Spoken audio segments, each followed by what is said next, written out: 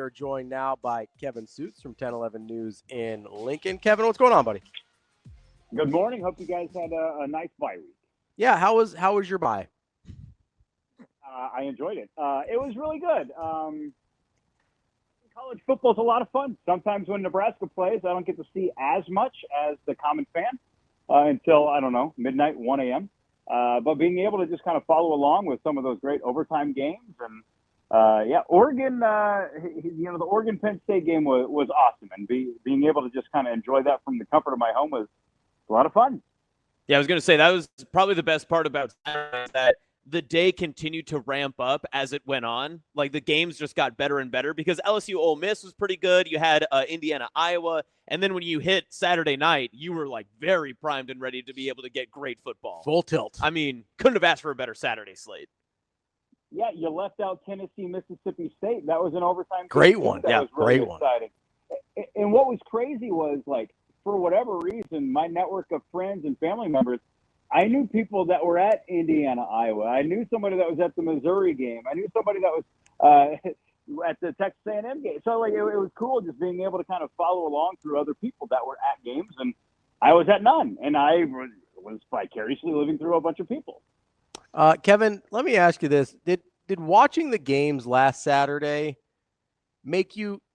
did it change how you felt about Nebraska at all? Just seeing, because I know a lot of times with what we do, especially, you don't always get to consume a ton of other college football on a game day like that.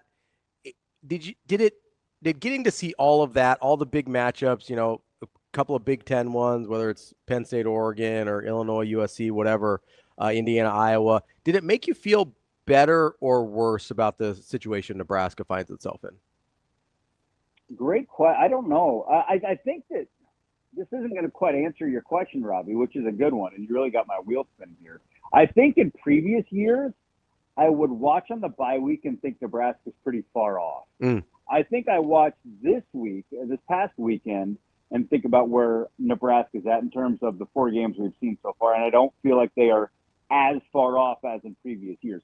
Maybe that's the play of Bill and Rhule so far in the offense, finding ways to put the ball in the end zone. I think I would be, if anything, I'm maybe a little bit more encouraged about where Nebraska's at on a national perspective than I have been in previous years during Nebraska's bye week. Okay, so Kevin, that kind of leads me to my question then about how did you feel leaving Memorial Stadium that Saturday against Michigan? Obviously a disappointing result for Nebraska. There was I felt like a lot of visceral concern there, but I think the general fan base has really weaned off of like what happened, and maybe it was through the next week of college football, taking some time away from it. Everyone, had a chance to look at the rest of the slate. Do you get the sense that maybe like the fan base has like calmed down, the program's like kind of back to even after that loss? Yeah, those are two completely different feelings, Austin, from what everybody was feeling on the Sunday after the Michigan loss to October 1st. I think everybody has calmed down, and I think everybody can start to reason with, at the end of it, it's a loss, and Nebraska's 3-1. And I think in the moment, everybody was so worked up and trying to like have a knee-jerk reaction about like, well, the season's not going to be what we were hoping the season would be. And then once you have time to decompress the game and collect your thoughts, you realize that folks that predicted Nebraska to go 10-2 or 9-3, Michigan might have been one of those losses anyway to begin with. So it doesn't really change your overall perspective of the season and what this team might still do.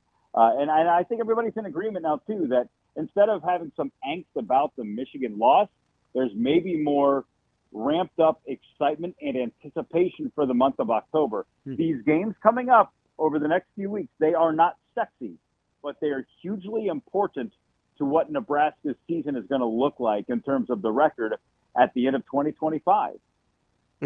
Yeah, it's we were talking about this earlier, and this next month, right? You mentioned none of these are sexy wins, right? These are wins that you don't get a lot of credit for, but you get hammered if you lose.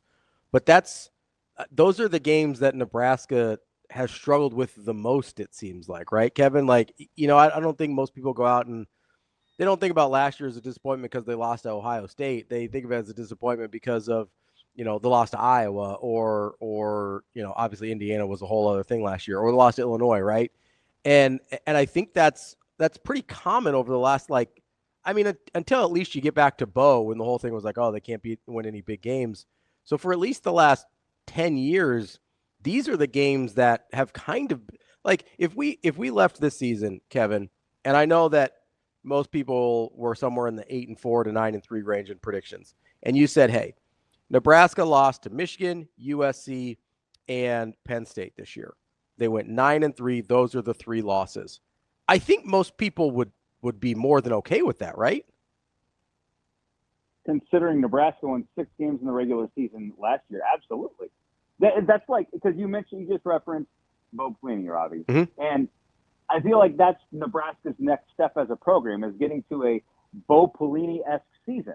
Agreed. And that's not taking down the giant on the schedule. That's just avoiding the bad losses and beating the teams that Nebraska should beat. And frankly, I would expect the Huskers to be favored in every game in the month of October.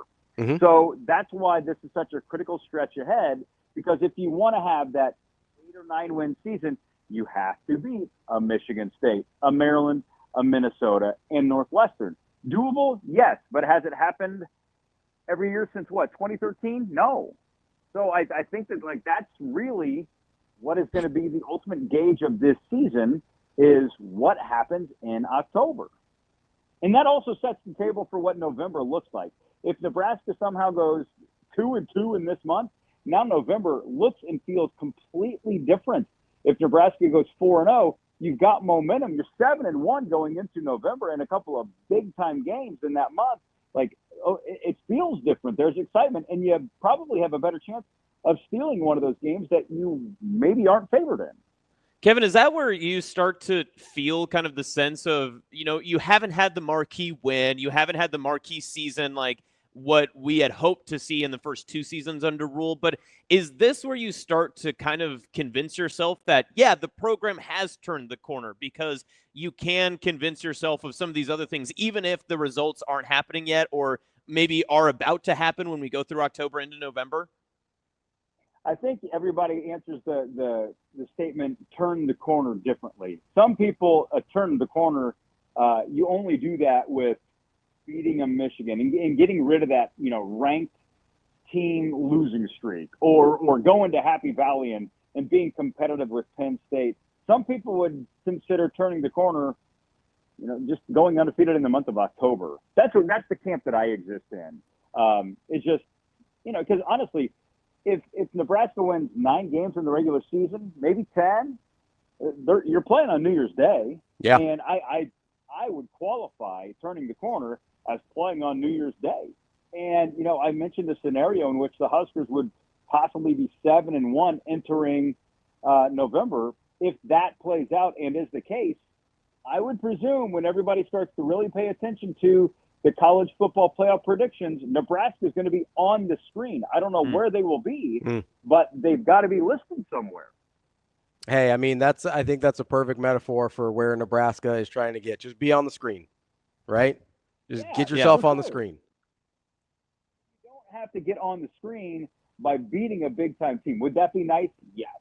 But you don't have to do that. Maybe we'll have the conversation at the beginning of November and have a different tone about it, because I still remember under Mike Riley when Nebraska started the season so strong. They went to, I believe, Indiana. That was the famous Tommy Armstrong Jr. quote where he goes, somebody was asking about Nebraska being ranked, and the record looked a little bit like fool's gold because Nebraska hadn't really played anybody. And Tommy goes, if they don't like us, take us out. Take us out like 5 times. And it was so passionate. And for me, I'll never forget that moment, because his argument was Nebraska's playing the schedule that they have. And, if they think 7-1 isn't good enough to be a top 15 team, don't have them in the top 15. But by nature, winning games that, like, what are we starting to, like, not, like, feel so good about winning games? They have to be big games? Okay, you can do that in the SEC. Right now, with what Nebraska has on the schedule and in the Big Ten, they don't have that luxury. So just win the games you can. And I think if they're 7-1, they're going to be on the screen. And I do think that's kind of a gauge of, like, taking the next step. Kevin, so I just want to follow up with that too, just about, you talk about what you're able to watch over the past weekend. top 25 voting. Obviously, you can't. The problem is that Nebraska wasn't in the top 25 in the preseason. That's why they're going to be kind of, knocked down a peg, not getting as many votes as they might have or would have after a Michigan loss a couple weeks ago. But are there any other teams in that category with Nebraska that you would consider like maybe should be receiving more top 25 consideration, should be in the top 25, should be higher, just based off of where they were in the preseason rankings? Ooh, that's a great question. Because I think Mississippi State's one of those. I think, like you said earlier, I think they're one of them. Possibly.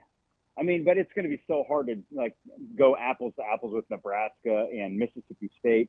One of the teams that I first thought of was BYU. Now, granted, they're in the rankings right now, but I think if Nebraska's on the field with BYU, I don't know if the game's played at a neutral site. I don't know who I'm picking. I think BYU might be the favorite, but I think that Nebraska is just as good as BYU from what I've seen from them so far this year. So I don't think, just going off of the eye test and without looking at, resumes and getting too far into the metrics of both teams, just on feel and what I've seen with the naked eye, I feel like there's not a whole lot of separation between Nebraska and a team that is currently in the back half of the top 25. That's our guy, Kevin Sjuts, 1011 News in Lincoln. Kevin, appreciate the time as always. We'll talk to you soon.